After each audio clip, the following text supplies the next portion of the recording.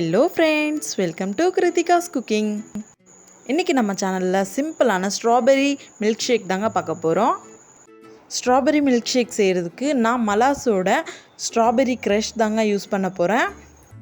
எல்லா டைம்லேயும் எல்லாருக்கும் ஸ்ட்ராபெரி அவைலபிளாக இருக்காதுன்றதால இந்த மாதிரி ஸ்ட்ராபெரி க்ரஷ் கூட வச்சு மில்க் ஷேக் செய்யலாம். எப்படி செய்கிறதுன்னு பார்க்கலாம் வாங்க. முதல்ல ஒரு ஃப்ரூட் மிக்ஸ் ஜார் எடுத்துக்கிறேன். இதில் 100 கிராம் அளவுக்கு ஸ்ட்ராபெரி க்ரஷ் சேர்த்துருக்கேன். பிறகு இதில் 200 ml பால் சேர்த்துருக்கேன். ஒரு டம்ளர் பால் 100 ml அளவுக்கு வரும். நான் 2 டம்ளர் அளவுக்கு பால் சேர்த்துருக்கேன். பிறகு ஸ்ட்ராபெரி க்ரஷ் கொஞ்சம் ஸ்வீட்டாக இருக்கும்ன்றதால 2 டீஸ்பூன் அளவுக்கு சர்க்கரையை சேர்த்துருக்கேன். சர்க்கரையை பார்த்து சேர்த்துக்கோங்க. ஸ்வீட் அதிகம் வேணாம்னு நினைக்கிறவங்க சர்க்கரையை ஸ்கிப் பண்ணி விட்டுருங்க. பிறகு ஐஸ் க்யூப்ஸ் சேர்த்துருக்கேன். ஐஸ் வேணாம்னு நினைக்கிறவங்க ஐஸ் க்யூப்ஸையும் ஸ்கிப் பண்ணி விட்டுடலாம். இதை இப்போது மிக்சியில் அடித்து எடுத்து வந்துடலாம்.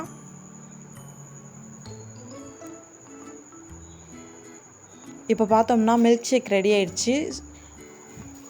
இப்போ பிளேட்டிங் பண்ணிடலாம்.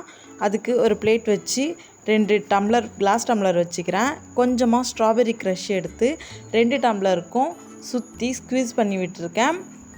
இது சும்மா டெக்கரேஷனுக்காக தான், பிடிக்காதவங்க ஸ்கிப் பண்ணி விட்டுருங்க. இதே மாதிரி 2 டம்ளருக்கும் பண்ணிட்டோம். பிறகு அதில் கொஞ்சமாக க்ரஷ்டு ஐஸ் சேர்த்துருக்கேன். நம்ம ஏற்கனவே அரைச்சி எடுத்து வச்சுருக்கிற ஸ்ட்ராபெரி மில்க் ஷேக்கை இதில் சேர்த்துக்கலாம். பிறகு டாப்பிங்காக கொஞ்சமாக பாதாம் சாப் பண்ணி சேர்த்துருக்கேன். இது வாயில் கடிபடும்போது ரொம்ப டேஸ்ட்டாக இருக்கும். அவ்வளோதாங்க, நம்மளுடைய சிம்பிளான strawberry crush strawberry milk shake ready ஆகிடுச்சு.